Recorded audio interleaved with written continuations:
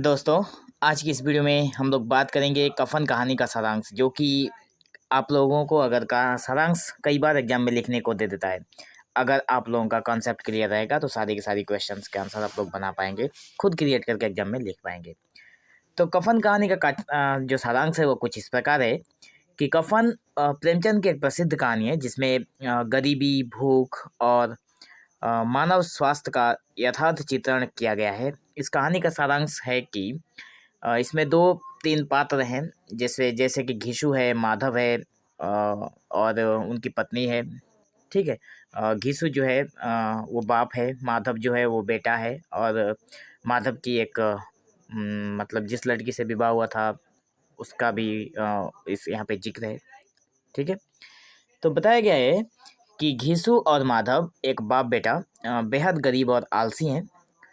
उनका जीवन भिखारियों की तरह चलता है और वे मेहनत से जी चुराते हैं।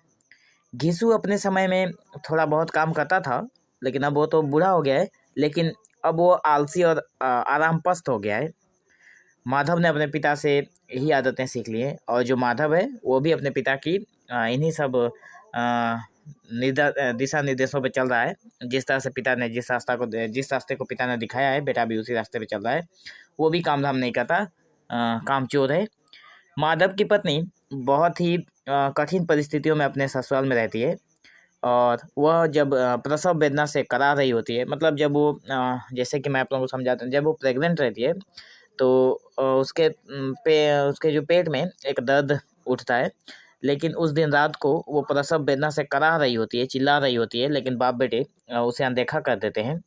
वो अपनी दोनों जो बाप बेटे हैं उन दोनों को भूख लगी है। ठीक है।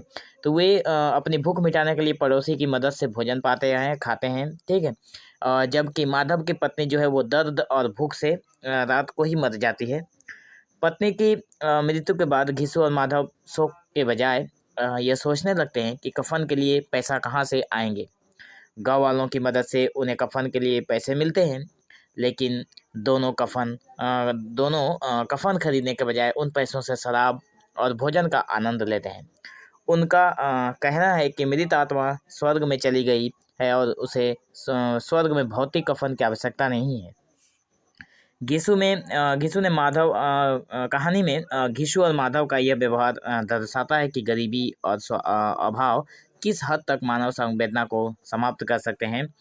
तो सारांश के तौर पर हम लोग यही बोलेंगे। इस सारांश का एक छोटा सा सारांश मैं दे रहा हूँ।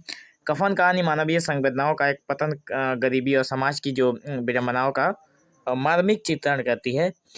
इसमें प्रेमचंद ने गरीबी से उपजी बेबसी और नैतिक पतन को उजागर किया है, जो पाठकों को एकदम सोचने पर मजबूर कर देती है। कहानी का अंत हो जाता है कि उन दोनों को मतलब कफन के लिए जब पैसे दिया जाता है तो बाजार में जाकर वे लोग क्या करते हैं, बाजार में जाने के बाद वहाँ पे जाकर होटल में और मदिरालय में जाकर शराब पीते हैं और पकवाने खाते हैं, लेकिन वो कफन खरीद कर नहीं लाते हैं। तो ये जो कहानी का सारांश है ये कुछ इसी प्रकार है। मैं जितना हो सका शॉर्टकट में आप लोगों को समझाने का कोशिश किया हूँ। अगर आप लोगों को और विस्तार से जानना है तो ज़रूर वीडियो में कमेंट करिए, सारी चीज़ें आप लोगों को मिल जाएगी।